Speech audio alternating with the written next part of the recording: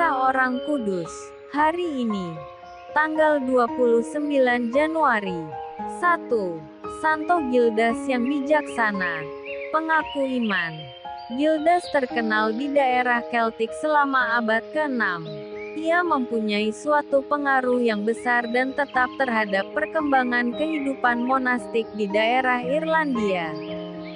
Finian dari Clonard tahun 470–552, bersama banyak pemimpin Irlandia belajar di bawah bimbingan Gildas di Inggris. Kemudian Gildas dibawa dari Wales ke Irlandia untuk mengajar di sekolah Armagh. Setelah mengajar beberapa tahun, ia diangkat sebagai rektor di sekolah itu. Pada tahun 540 ia kembali lagi ke Wales dan tinggal di Pulau Flatholm, Inggris. Gildas adalah seorang yang tulus dan beriman teguh. Ia menuduh teman-temannya sebagai orang-orang yang menyangkal kebenaran iman Kristen. Mereka dinamainya sebagai pastor tak beriman yang menjual imamatnya dan pemimpin buta bagi para orang buta menuju kehancuran. Karyanya, De Eruditio Britanniae, kehancuran Inggris, melukiskan pula pengetahuannya akan kitab suci dan karya-karya klasik.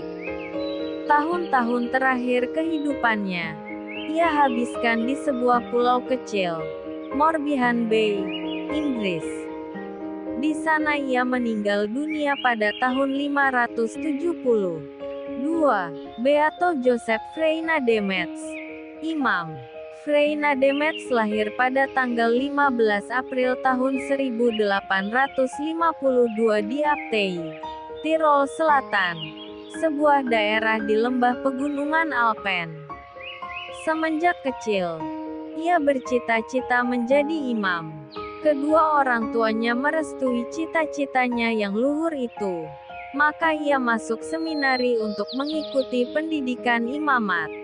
Ia berhasil meraih cita-cita tatkala ia ditabiskan imam di Brixen pada tanggal 25 Juli tahun 1875. Karir imamatnya dimulai dengan menjadi pastor di paroki Santo Martinus hingga tahun 1878. Pada waktu itu, Beato Arnold Jansen mendirikan sebuah serikat religius baru yang dinamakannya Societas Verbi Divini, Serikat Sabda Allah. Serikat yang berkedudukan di Steyl, Belanda ini mengabdikan diri pada pendidikan imam-imam misionaris. Freina de Metz yang memiliki semangat misioner bergabung bersama Arnold Jansen untuk mengembangkan serikat ini. Dia sendiri bercita-cita menjadi seorang misionaris di Tiongkok. Untuk itu ia mempelajari bahasa Tionghoa dan adat istiadat Cina. Cita-citanya ini terwujud ketika ia diutus sebagai misionaris negeri Tiongkok bersama rekannya Pater Anzer. Pada tanggal 20 April tahun 1879 mereka tiba di Hong Kong. Uskup Raimondi yang memimpin gereja di Hong Kong menerima mereka. Tak lama kemudian Freina de Metz ditempatkan di Provinsi Santung. Di sana ia bekerja bersama Bruder Antonio, seorang biarawan Fransiskan. Kemahirannya dalam berbahasa Tionghoa sungguh membantunya dalam pergaulan dengan umat setempat. Ia dengan cepat dapat menyesuaikan diri dengan kebiasaan-kebiasaan umat di Santung. Kepribadiannya yang menarik, sifatnya yang rendah hati, rajin, sederhana dan berkemauan keras membuat dia sangat dicintai oleh umatnya, baik yang dewasa maupun anak-anak. Semuanya itu sungguh memudahkan dia dalam karya pewartaannya. Ia dengan tekun mengunjungi desa-desa untuk mewartakan Injil dan melayani sakramen, ditemani oleh seorang katekis. Kepadanya selalu diberitahukan agar berhati-hati terhadap segala bahaya. Tetapi ia tidak gentar sedikit pun terhadap bahaya apa saja, karena ia yakin bahwa Tuhan senantiasa menyertainya. ketika dengan gigih membela umatnya dari rongrongan kaum revolusioner. Ia ditangkap dan disiksa secara kejam.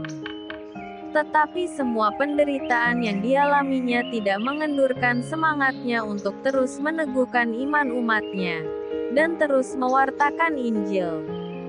Dalam keadaan sengsara hebat itu, ia bahkan terus berkhotbah untuk menyadarkan para penyiksanya akan kejahatan mereka.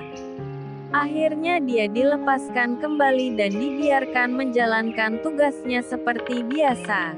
Setelah peristiwa itu, ia dipindahkan ke Sachsen, sebuah paroki yang subur dan ramah penduduknya.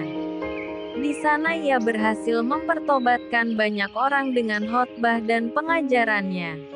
Karena kepribadiannya dan keberhasilannya, ia diminta untuk menjadi uskup.